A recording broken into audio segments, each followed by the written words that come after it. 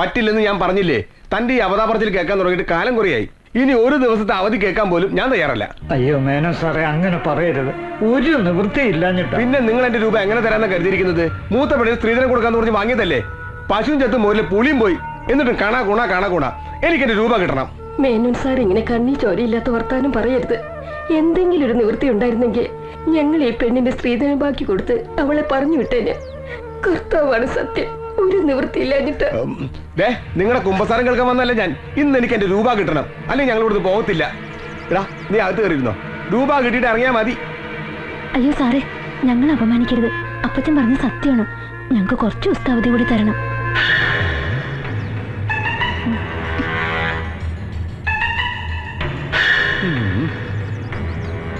എടോ മേസ്ത്രി, സൗന്ദര്യവും വിദ്യാഭ്യാസമുള്ള രണ്ട് പെമ്പിള്ളേരല്ലേ ദൈവം തനിക്ക് തന്നിരിക്കുന്നത്. രണ്ടിനെയും കൂടി എന്തെങ്കിലും ജോലിക്ക് വിട്ടിരുന്നെങ്കിൽ കിട്ടുന്നോണ്ട് പലിശയിൽ അടക്കായിരുന്നില്ലേ? അങ്ങനെ ജോലി കിട്ടുക എന്ന് പറഞ്ഞ അത്രയ്ക്ക് എളുപ്പമാണോ? ഞങ്ങൾക്കാണെങ്കിൽ സഹായത്തിന് ആരുമില്ല. ആര് പറഞ്ഞു ആരുമില്ലെന്ന്? ഞാൻ ഇവിടെ തന്നെ ഉണ്ടായിരുന്നല്ലോ. എന്നോട് ഒരു വാക്ക് ചോദിച്ചാൽ നിങ്ങള് നാളെ തന്നെ മക്കളെ രണ്ടിനെ ഫൈനാൻസ് കമ്പനിയിലേക്ക് പറഞ്ഞു വിട്, ഞാൻ ജോലി കൊടുത്തോളാം. അത് നല്ല കാര്യം കേട്ടോ. പെങ്കൊച്ചുങ്ങൾ മനസ്സ് വെച്ച് കുറച്ച് ഓവർ ടൈമും കൂടി നിന്നാല് പലിശ മാത്രമല്ല മുതലും കൂടി അങ്ങ് അടഞ്ഞു പോകും.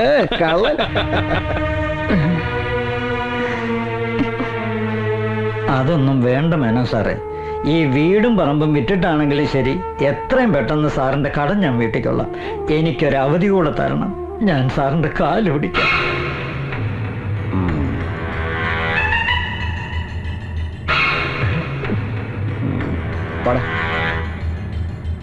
വീടും പറമ്പും വിൽക്കാതെ മറ്റു മാർഗമൊന്നുമില്ലേ? അയാളോട് ഇനി അവധി പറയാൻ പറ്റില്ല. വൃത്തികെട്ടവനാ അയാൾ. ഇനിയും വീട്ടിൽ വന്ന് ബഹളം ഉണ്ടാക്കിയാ ഇറങ്ങി കൊടുക്കേ നിവൃത്തിയുള്ളൂ. അതുമല്ല, ചേച്ചിക്ക് കൊടുക്കാനുള്ള സ്ത്രീധന ബാക്കി ഉടനെ കൊടുക്കുകയും വേണം. അല്ലെങ്കിൽ എന്റെ ചേച്ചിയുടെ ജീവിതം. താനതൊന്നും ആലോചിച്ച് ടെൻഷൻ അടിക്കാതെ എല്ലാത്തിനും വഴിയുണ്ടാക്കാം.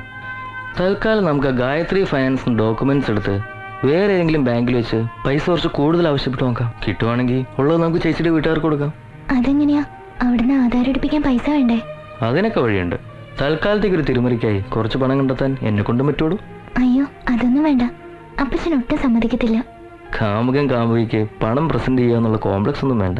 അപ്പച്ചനെ കണ്ട് കാര്യങ്ങളൊക്കെ പറഞ്ഞ് ഞാൻ സമ്മതിപ്പിച്ചോളാം. എന്താ, അതുപോലെ?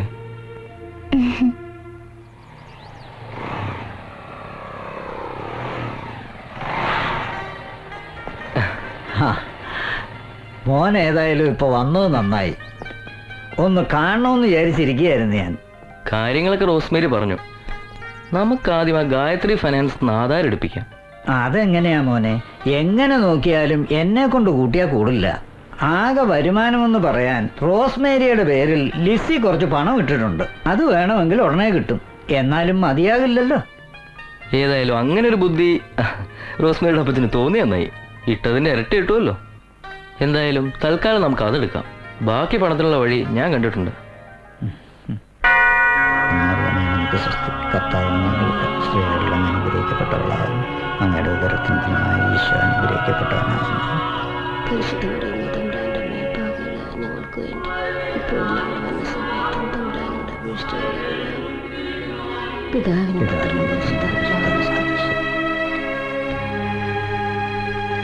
ഈശോമിശിഹായ്ക്ക് സ്തുതിയായിരിക്കട്ടെ. ഇപ്പോഴും എപ്പോഴും സ്തുതിയായിരിക്കട്ടെ. എന്തായി കാര്യങ്ങളൊക്കെ? ജോണിക്കുട്ടിയുടെ പ്രശ്നങ്ങളൊക്കെ പരിഹരിച്ചോ? ഒക്കെ തമ്പുരാൻ വിചാരിച്ച ശരിയാവും വെച്ചു. അതിനു വേണ്ടിയുള്ള ശ്രമത്തിലാണ് ഞങ്ങള്. കഴിഞ്ഞ വർഷം ഇവളുടെ പേരിൽ ലിസി കുറച്ച് പണം ഇട്ടിരുന്നു. അതിപ്പോ തിരിച്ചു കിട്ടു വച്ചു. അത് നന്നായി.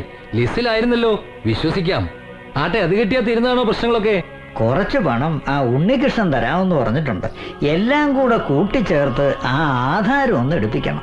എന്നിട്ട് പിന്നെ എന്താണെന്ന് വെച്ചാ ഒരു വഴി നോക്കണം വെച്ചു. ഒക്കെ ശരിയാവിടൂ. കർത്താവ് നിങ്ങക്ക് നല്ലതേ വരുത്തൂ. അച്ഛൻ ഞങ്ങൾക്ക് വേണ്ടി ഒന്ന് പ്രാർത്ഥിക്കണം. തീർച്ചയായും. എന്നാ വരട്ടെ. ആട്ടെ, ശരി അച്ഛൻ.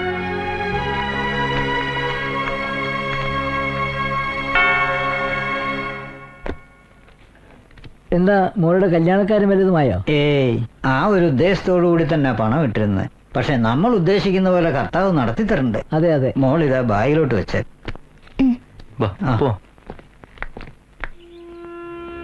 അതിനുശേഷം ഞാനും റോസ്മേരിയുടെ അപ്പച്ചനും കൂടി മാതാ ഫൈനാൻസിൽ ചെന്ന് മുകുന്ദ മേനോനെ കണ്ടു. ഒരാഴ്ചയ്ക്ക് ശേഷമാണ് മേനോൻ ഡോക്യുമെന്റ്സ് റിലീസ് ചെയ്തത്. തുക കുറച്ച് കൂടുതൽ കിട്ടാനായി ഞങ്ങൾ ആ ഡോക്യുമെന്റ്സും കൊണ്ട് മാതൃക ഫിനാൻസിൽ ചെന്നു. ഹലോ, ആ എന്നാടാ പറയേ. വസ്തു പണയം വെക്കാനായിട്ട് കുന്നത്ത് വീട്ടിലെ ചാക്കോ മേസ്ത്രി വന്നിട്ടുണ്ട്. 2.5 ലക്ഷം വരെ ഞാൻ പറഞ്ഞു. അത് പോരെന്നാ അങ്ങേര് പറയുന്നത്. ഇതൊക്കെ നീ എന്നാത്താടാ എന്നോട് പറയുന്നത്? നേരിട്ടങ്ങ് ചെയ്താ പോരെ. അതല്ല മത്തായിച്ച, അയാളിപ്പോ കടവുമായിട്ട് ആകെ നിക്കക്കളിയില്ലാത്ത നിലയിലാ. അതുകൊണ്ട് ഇപ്പോഴാണെങ്കിൽ ആ വീടും പുരയിടും നമുക്ക് ചുളു വിലയ്ക്ക് കിട്ടും. മാത്രമല്ല ആ ഗായത്രി മേനെ നോട്ടോട്ട് വെച്ചിരുന്നതാ.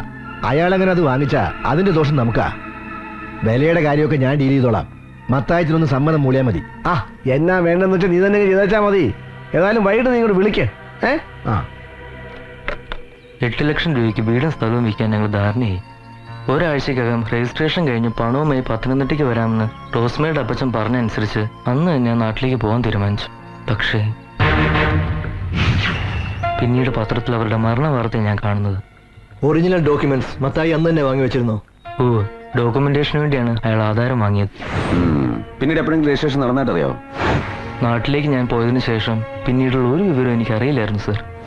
നിന്റെ കാമുകിയും കുടുംബവും മരിച്ചിട്ട് നീ എന്താ ബോഡി കാണാൻ പോകാതിരുന്നത്? സത്യത്തെ പേടിച്ചിട്ടാണ് ഞാൻ പോകാതിരുന്നത്. കാരണം കുവൈറ്റിലൊരു ജോലി ശരിയായി അവിടേക്ക് പോകാനുള്ള തയ്യാറെടുപ്പായിരുന്നു ഞാൻ. അവിടെ വന്ന് ഞാനും റോസ്മേരിയുള്ള ബന്ധത്തിന്റെ പേരിൽ എന്തെങ്കിലും കേസിലോ മറ്റോ പെട്ടുപോയാൽ എന്റെ പോക്ക് മുടങ്ങുമെന്ന് ഫ്രണ്ട്സ് എല്ലാം പറഞ്ഞ് പേടിപ്പിച്ചു. അതുകൊണ്ടാണ് ഞാൻ പോകാതിരുന്നത്. നീ പറയുന്നതൊക്കെ നല്ലൊരു സിനിമ കഥ പോലുണ്ട്.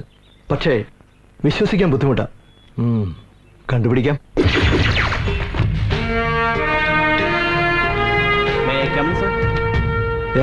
സാർ, ഞാൻ ലിസ്റ്റിൽ പോയി അന്വേഷിച്ചു. ചാക്കോ മേസ്ത്രി അവിടെ പണം വിട്ട കാര്യം ശരി തന്നെയാണ്. മുഴുവൻ തുക ഇരട്ടിയായി കൈപ്പറ്റിയ രേഖയുമുണ്ട്. ലിസ്റ്റിലേതായതുകൊണ്ട് ആ രേഖകളെ നമുക്ക് അവിശ്വസിക്കേണ്ട കാര്യമില്ല. പക്ഷെ എനിക്കറിയേണ്ടത് പണം ഇട്ടിരുന്നത് ആ ഇളയ പെൺകുട്ടിയുടെ പേരിലാണോ എന്നുള്ളതാണ്. അത് ശരിയാണ് സാർ. Okay sir. സാർ, കാര്യങ്ങളൊക്കെ നമ്മൾ വിചാരിച്ച പോലെ അല്ലല്ലോ പോകുന്നത്. അവിചാരിതമായി ചെന്നെത്തുന്ന റൂട്ടുകളും നമ്മൾ ഫോളോ ചെയ്തല്ലേ പറ്റൂ.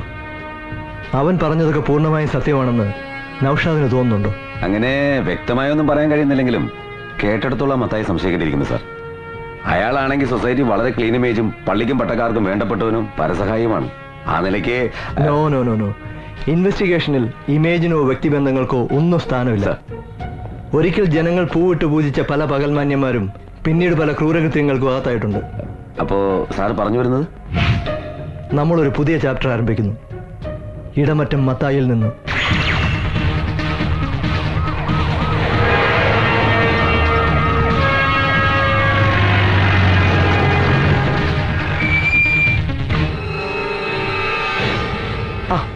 നമസ്കാരം.